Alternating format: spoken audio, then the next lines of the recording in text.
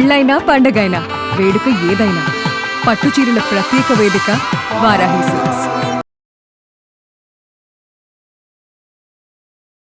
అందరికీ నమస్కారం. నా పేరు మాధురి. ఈరోజు మనతో పాటు ఉన్నారు శ్రవంతి గారు. నమస్కారం అండి. నమస్తే అమ్మా. శ్రవంతి గారు, కామన్ గా అందరికీ వచ్చే ఒక డౌట్ నాకు కూడా వచ్చిందండి. సో నేను నివృత్తి చేసుకుంటాను. అయితే మనం బంగారాన్ని తాకట్టు పెడితే అమ్మవారి కోపం వస్తుంది, మళ్ళీ అవి వెనక్కి రావు, బంగారం మళ్ళీ కొనలేము అని చెప్పేసి చాలా చాలా ఉంటాయండి. అది ఎంతవరకు నిజం? ఇది నిజంగానేనా లేదా మిత్తా? మీరు చూస్తే గనక ఈ రోజుల్లో బంగారం చాలా తక్కువకి, రేట్ ఆఫ్ ఇంట్రెస్ట్ తక్కువ, చాలా తక్కువ అసలు, అవునా కదా?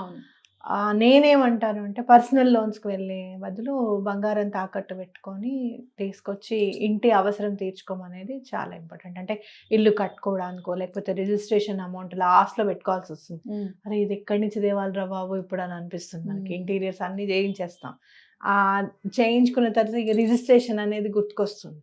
అప్పుడు ఇట్లా ఏంటి లేదా రిజిస్ట్రేషన్ అంతా అయిపోయిన తర్వాత అమ్మయ్య అనుకున్నప్పుడు పెద్ద బండ ఇంటీరియర్ డిజైన్ వాళ్ళు అన్నా కాదా, ఎక్కడ లేనిది పెట్టించాలి ఫస్ట్ మన ఇంట్లో. ఇక్కడ రూమ్ కిటికీ ఉందా లేకపోతే డోర్ ఉందా అనేది ఎవరికి తెలియకూడదు, అలా మనం చేయించాలి. మరి దానికి డబ్బు కావాలి. కానీ నిజంగా చెప్పాలి అని అంటే మనకి ఏదైనా అవసరం ఉంది అంటేనే బంగారం తాకట్టు పెట్టడం అనేది ఇంపార్టెంట్. అప్పు చేస్తున్నాము అని అంటే ఆ అవసరం ఎంత అంటే మనం పోస్ట్ పోన్ చేయగలిగేదా, లేదు అంటే కనుక ఇప్పటికిప్పుడే కట్టేయాలి. పిల్లల ఫీజు ఉంటుంది, ఇంటికి సంబంధించిన సొంత ఇంటి కళ నెరవేర్చుకోవడానికి ఉంటుంది. అలాంటప్పుడు మాత్రమే మనం ఏమైనా అప్పు చేయాలి అనేది గుర్తుపెట్టుకోవాలి. కొన్ని సందర్భాల్లో నేను చాలాసార్లు చూసింది ఏంటి అని అంటే, బలానా వాళ్ళు యాత్రకి వెళ్తున్నారు, ఇప్పుడు మనం కూడా వెళ్ళాలి. ఎలా వెళ్ళాలి? అప్పు చేసి వెళ్ళాలి అంతే. అక్కడ వెళ్ళాలి, అక్కడ నుంచోవాలి, స్టేటస్ మనం కూడా పెట్టాలి. ఇట్లాంటి వాటికి మాత్రం ఎటువంటి పరిస్థితుల్లోనూ అప్పు చేయకూడదు.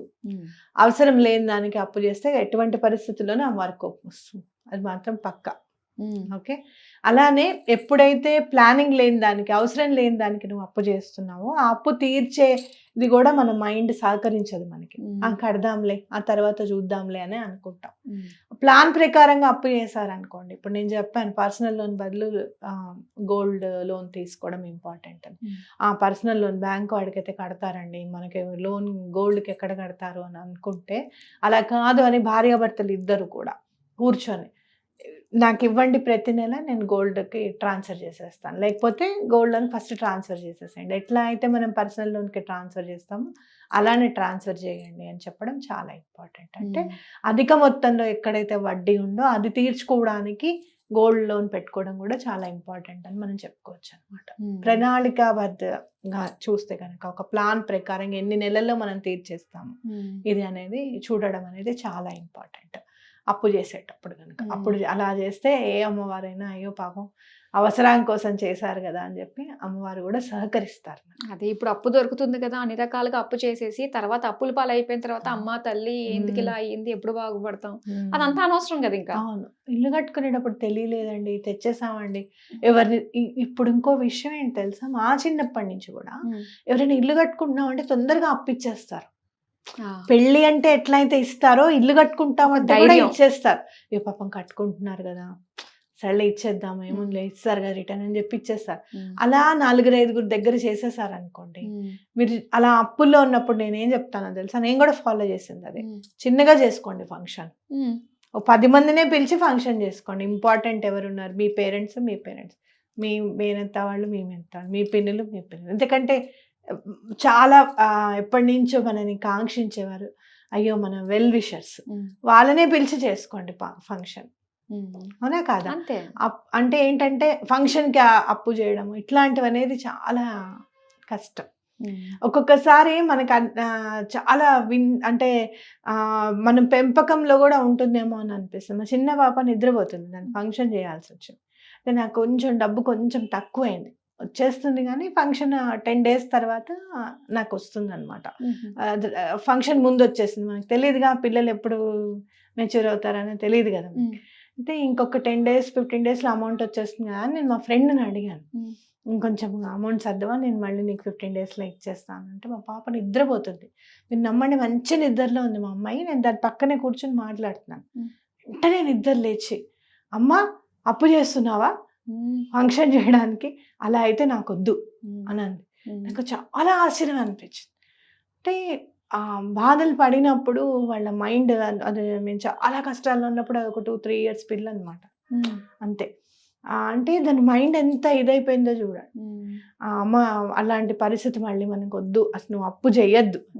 లేదు నాన్న, నేను 10 డేస్లో రిటర్న్ చేసేస్తా, నీ కళ్ళ ముందే ఆవిడకి ట్రాన్స్ఫర్ చేస్తాను, 10 రోజులు ఆపేస్తే అలా చేయకూడదు, ఫంక్షన్ అనేది ఓపిక ఉంది కాబట్టి ఇప్పుడే చేసేసుకుందాము, అందులో హాలిడేస్ అవి కూడా ఉంది కాబట్టి చేసేసుకుందాం అని చెప్పి దానికి చెప్పాను. ఇప్పటికీ ఎప్పుడన్నా చూస్తే ఆశ్చర్యం అనిపిస్తుంది నాకు. అంటే మనం ఎలా అయితే పెంచుతామో పిల్లలు కూడా అలానే పెరుగుతారు అనే దానికి ఇది మంచి లైవ్ ఎగ్జాంపుల్గా అనిపిస్తుంది. మనం చెప్పాలి పిల్లలకి. చాలా సందర్భాల్లో స్విగ్గీస్, జొమాటోస్ ఆర్డర్స్ చేసేసుకోవడము, డబ్బుని విపరీతంగా ఖర్చు పెట్టడం, వాళ్ళకి గూగుల్ పేలు, ఫోన్ పేలు. నేను ఇయ్యనని నేను అనను, లెక్క రాయమని చెప్తాను. ఫోన్లోనే నోట్స్ రాసుకో, ఏం ఖర్చు పెట్టావు ఏంటి అనేది కంపల్సరీగా చూసుకో అని చెప్పి చెప్తాను. కానీ ఈ రోజుల్లో మనకి అసలు డబ్బులు అసలు ఫిజికల్ గా కనిపించట్లేదు, మొత్తం అంతా డిజిటలైజేషన్ అయిపోయింది. ఎంత ఖర్చు పెడుతున్నావు, దేనికి ఖర్చు పెడుతున్నావు అన్నది కూడా మనకు ఒక లెక్క తెలియట్లేదు. అవునవును, లెక్క తెలియడం లేదు. అలాగే మనం ఎప్పుడు కూడా ఉన్నాయిలే అని అనుకుంటూ ఉంటున్నాం, ఖర్చు తెలియకపోయేసరికి ఉన్నాయిలే అనుకుంటాం. అందుకని ఏం చేయాలి అని అంటే, మన ఫిక్స్డ్ డిపాజిట్స్ కి కూడా డిజిటల్ గానే వెళ్ళిపోవాలి. మనం ఏదైతే ప్రతి నెల దాయడానికి చూస్తున్నామో అది డిజిటల్ గా ముందు దాయాలి. ఫస్ట్ దాచిన తర్వాతే ఖర్చు పెట్టుకోవాలి. నేను ఎప్పుడు అనుకుంటాను, నీకు 50,000 జీతం అని అనుకుంటే నువ్వు 40,000 అనే అనుకో, ముందు 10,000 తీసి దాచేసే, ఫస్ట్ ఆ మిగిలిన దాంట్లోనే ఖర్చు పెట్టుకోవాలనేది నా అభిమతం అనమాట. అలా అయితేనే దాయగలుగుతాం, నెలాఖరికి వచ్చేవరకు అలా దాయలేము మళ్ళీ. అది మనం కొంచెం ప్లాన్ చేసుకుంటే ఆ ప్రకారంగా వెళ్ళిపోవచ్చు. అంతేగాని అప్పు ఎప్పుడు లక్ష్మీదేవి, ఎప్పుడు కోపం వస్తుంది లక్ష్మీదేవికి అని అంటే, మీరు అనవసరంగా వడ్డీ కట్టేటప్పుడు, అనవసరంగా అపాత్ర దానాలు చేసినప్పుడు, లేదు అంటే కనుక అనవసరమైన ఖర్చులు పెట్టినప్పుడు, ఇలాంటి వాటికి మాత్రం తప్పకుండా మనం బేర్ చేయాల్సిందే ఆవిడ కోపాన్ని. అంతే. చాలా చక్కగా వివరించారండి, ఎలా చేసుకోవాలి, ప్రణాళికాబద్ధంగా మనం ఏ విధంగా దాచుకోవాలి, ఖర్చు పెట్టుకోవాలి అన్నది. ఇంత చక్కగా వివరించినందుకు ధన్యవాదాలు. ఇలా లక్ష్మీదేవి అనుగ్రహం పొందాలంటే మరి శ్రవంతి గారు చెప్పినట్టుగానే ఇవన్నీ విధి విధానాలన్నీ కూడా పాటిస్తే అంత మంచి జరుగుతుంది. మరి ఇది ఇవాల్టి కార్యక్రమం. మరో కార్యక్రమంతో మళ్ళీ మీ ముందుంటాం. అంతవరకు సెలవు, నమస్తే.